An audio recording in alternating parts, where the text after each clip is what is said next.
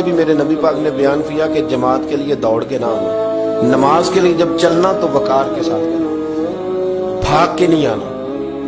تو 1 منٹ رہ گیا دوڑا جاؤں میں مسجد میں، آپ دوڑے آئے ہیں، سانس آپ کا پھول گیا ہے، آپ نے اللہ اکبر کہہ کے نماز کی نیت باندھنی، سبحانک اللہ صحیح پڑھ لیں گے آپ، سانس تو پھولا ہوا ہے۔ اور پھر اگر آپ راستے میں آ رہے تھے اور آپ تیزی سے آئے اور آپ بھاگے اور آپ کو چوٹ لگ گئی تو آپ کئی جماعتوں سے گئے، منع کر دیا، فرمایا بھاگ کے نہیں آنا، آرام سے آؤ، سکون سے آؤ، اطمینان سے، آپ کی طبیعت کے اندر سکون رہے، آپ کو پتہ ہے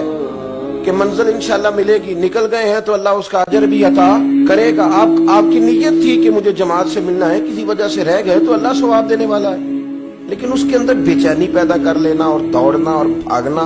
اور بہت ساری چیزوں کا شکار ہو جانا۔ وضو کریں سکون کے ساتھ، صحیح وضو کریں، کیونکہ تبلیغ سے تھوڑا سا تعلق رہتا ہے تو کچھ تلخیاں بھی کبھی کبھی برداشت کرنی پڑتی ہیں اور کہنا بھی بڑا ضروری ہوتا ہے۔ ایک صاحب میرے ساتھ وضو کر رہے تھے، کہیں میں سفر پہ تھا تو میں نے ان کو ٹوک دیا، میں نے کہا آپ کا ٹخنا سارا خشک رہ گیا ہے۔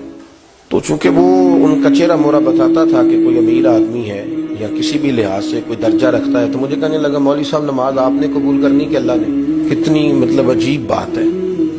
میں نے انہیں کہا جی قبول اللہ نے کرنی ہے، پر اللہ نے شرطیں بیان کی ہیں قبول کرنی۔ آپ درزی کے پاس گئے، آپ نے درزی کو کہا میرا ماپ لے لو، شرط لگائی کہ اس ماپ کا کرتا ہو، اس ماپ کا میرا پاجامہ ہو، اس ماپ کے میرے بازو ہو، شرط لگا کے آئے آپ۔ تو اگر اس نے غلط ماپ کا سی دیا تو قبول کر لیتے ہو؟ کر لو نا، پھر کیا ہوا ہے، تھوڑی نیکی کرو نا، کوئی اب بات نہیں، بس تھوڑا سا 4-5 انچ بازو چھوٹا رکھا ہے، کوئی ایسا مسئلہ نہیں، پھر کیا ہے، تھوڑا سا جو ہے وہ پاجامہ آپ کا اس نے تنگ کر دیا، آپ ذرا موٹے تازے تھے تو پورے ہی نہیں نا صرف آ رہے، تو سی تو اس نے دیا نا، کر لیں گے قبول۔ کیوں؟ اس کی وجہ یہ ہے کہ آپ نے شرط لگائی تھی کہ میاں یہ میں تمہیں ماپ دے کے جا رہا ہوں، میں نے جو سوٹ پہننا ہے وہ اس دائرہ کار کے اندر سلا ہوا ہوگا تو پھر میں پہنوں گا۔ میرے رب کریم نے نا، مثال دے رہا ہوں سمجھانے کے لیے، شرط لگائی تھی کہ وضو اس طرح کرنا، کرو گے تو میں قبول کروں گا۔ آپ نے غلط کیا تو وہ کیسے قبول ہوگا؟ اس لیے کہ آپ شرطوں میں پورے نہیں اترے۔ تو ہم بجائے بات سمجھنے کے تلخی کرتے ہیں، آزمائش میں مبتلا ہو جاتے ہیں، اور یقین کریں کہ پھر وہ چونکہ ہم جلد باز ہیں، آوازار ہیں، پریشان ہیں، تو ایسے سخت جملے کہتے ہیں۔ میں تو اللہ تعالیٰ کے فضل سے کئی دفعہ ہنستا ہوں سخت باتوں،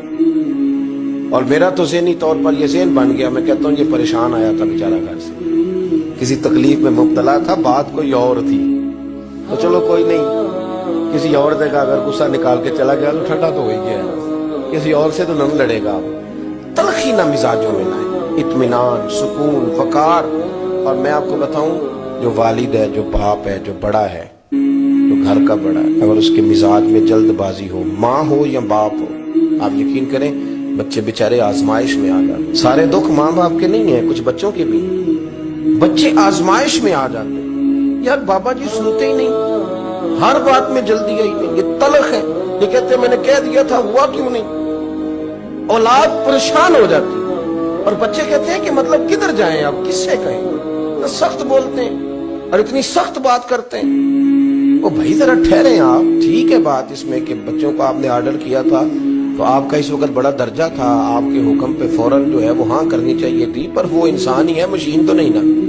وقت تو لگتا ہے۔ اور یہی حال بہت سارے نوجوانوں کا ہے، وہ کہتے ہیں ابا جی آپ کو ڈھنگ کا کام کرنا چاہیے تھا، دیکھیں میں کتنا پیچھے رہ گیا ہوں۔ اپنی طبیعت کی تلخی نے آپ نے دوسروں کے دل چیر کے رکھ دیے، آپ نے کسی کے جذبے کا خیال ہی نہیں کیا،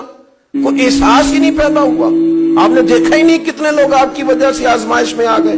آپ کی طبیعت کی جلد بازیاں کتنے لوگوں کی روحوں پر پیر رکھ کے چلی گئی،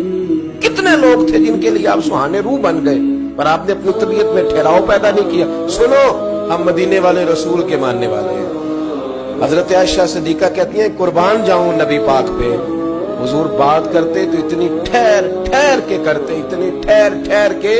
کہ اماں جی فرماتی ہیں میں اگر اپنے نبی کے لفظ گننا چاہتی تھی تو میں لفظ بھی گن لیا کرتی۔